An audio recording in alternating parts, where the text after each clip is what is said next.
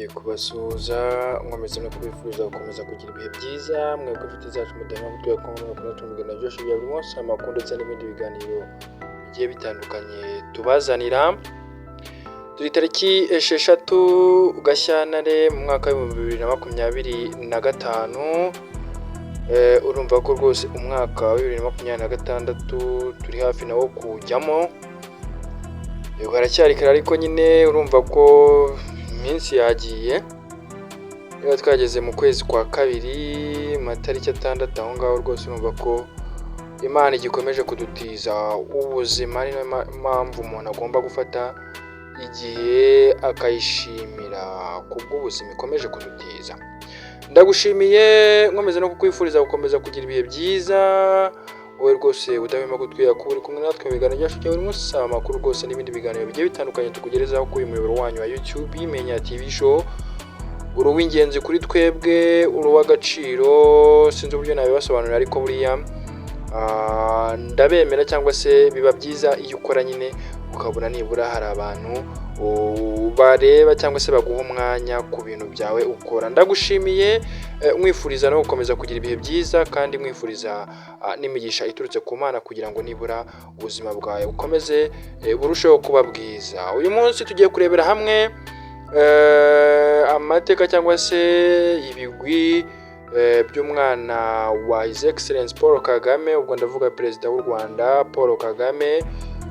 Uyu mwana we bimeze bite, bimeze bite mu bijyanye n'uko ari cyangwa se ubu ngubu n'umuntu ki muri rusange. Tugiye kurebera hamwe ibigwi bye ndetse n'amateka ye muri rusange. Ubwo ni mu ncamake, ariko ni mu ncamake kuko buriya ntabwo wabasha kumenya amateka y'umuntu ngo yose uyavuge uko ari, kuko aba ari menshi cyane. Munyemerere rero n'abatindiye turebere hamwe uyu mwana wa His Excellence cyangwa se wa perezida w'u Rwanda Paul Kagame ndetse n'umufasha we First Lady ari we Jeannette Kagame. Uyu mwana yitwa Ian Kigenza Kagame, ni umwana wavutse tariki 18 Gashyantare ahagana mu 1996.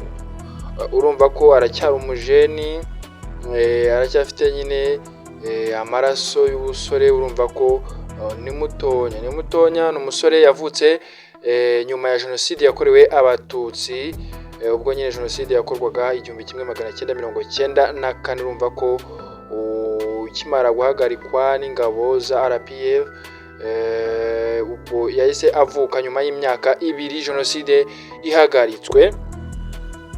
Uyu mwana ni mwana ki? Ni umwana wa gatatu mu bana ba nyakubahwa Paul Kagame ndetse na First Lady Jeannette Kagame. Ni umwana w'ingabo z'igihugu cyangwa se ni umusirikare muri rusange, kuko mu makuru cyangwa se mu byagiye bigaragazwa ni umusirikare w'u Rwanda, akaba umuhungu wa perezida Paul Kagame ndetse na madamu we ari we First Lady Jeannette Kagame. Uyu mwana afite amagrade cyangwa se rank zisumbuyeho, kuko hari amakosa yagiye akora atandukanye nk'ishuri rikuru rya gisirikare rya Gako riherereye mu Bugesera. Wavuga ko rwose yarangirijeyo imyitozo yiwe ahagana mu 2022. Urumva ko ni umwana mu bijyanye na gisirikare wagiye ukora imyitozo ihagije kugira ngo abashe kugera ku mapeti ye afite ubu ngubu. Ahagana cyangwa se umuhango wabereye mu ishuri rya gisirikare rya Gako mu karere ka Bugesera, nk'uko nari maze kubivuga haruguru, tariki ya 4 Ugushyingo ahagana mu 2022. Nibwo rwose uyu mwana yabonaga ipeti rwose nyine yari amaje akimara gukora imyitozo yiwe, yaje guhabwa ipeti mu ngabo z'igihugu cy'u Rwanda. Mu Mutarama ahagana muri 2023 Ian Kigenza Kagame yinjiye mu mutwe w'indashyikirwa w'ingabo zirinda perezida. Benshi cyangwa se abanyarwanda benshi bamaze kuzimenyera nka CTU. Ni ingabo rero zishinzwe kurinda umutekano w'umukuru w'igihugu. Uyu mwana yagaragaye bwa mbere mu ruhare rwari rwabereye cyangwa se mu muhango wari wabereye i Kigali mu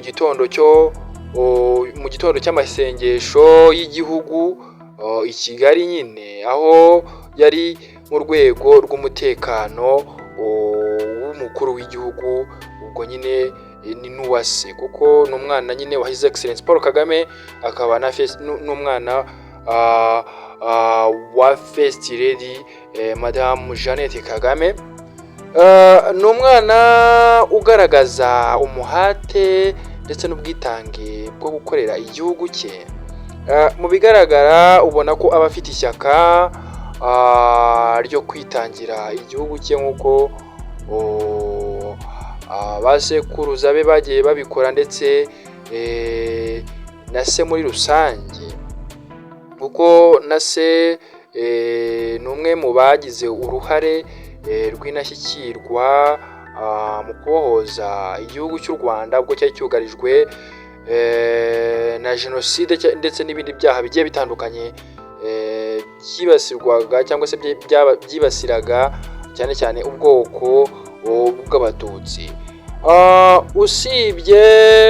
Usibye umwuga we wo mu gisirikare, Ian Kigenza Kagame yaje guserukira u Rwanda ahagana mu 2015 mu mukino w'amaguru muri siporo, ubwo bakinaga mu batengeje imyaka 20 bakinaga n'igihugu cya Maroc.